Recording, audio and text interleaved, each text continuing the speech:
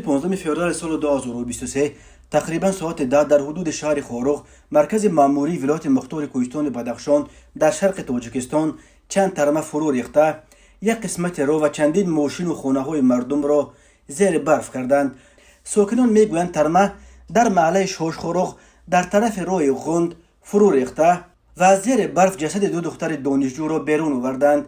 به گفته شاهدان این دختران در رو به طرف خوابگاه دانشگاه و یا در رو از خوابگاه زیر ترمه ماندند. درباره تلفات جانی بر اثر این آفت طبیعی در فیسبوک با نشر ویدیو و عکس‌های زیاد از جای حادثه فعال شناخته زاده بدخشان مظفر امامداد نیز خبر داد. کمیته حالت‌های فوق‌العاده تاجیکستان خراب شدن چند خانه را تصدیق کرد و خبر داد که در جای حادثه نجات دهندگان از ریاست علاقات فوق‌العاده ولایت مختار کوهستان بدخشان نیروها و واسطه‌های مرکز یگانه دولتی رفع عاقبت‌های فوق‌العاده در این ولایت مختار کار کرده استودند. امیده یوسفی سخنگوی کمیته حالت‌های فوق‌العاده گفته می‌شود ترمه خط برق را نیز خراب کرده باعث قطع انتقال نیروی برق در شهر شده است. یک روز قبل کمیته حالت‌های فوق‌العاده خبر داده بود که طی شبانه روز گذشته 13 فوریه در حدود ناحیه‌های شغنان و ایشکوشن و شهر خوروغ ولایت مختار کوهستان بدخشان 7 ترمه فرآمده باعث موقتا بسته شدن حرکت نقلیات در قسمت‌های علیحده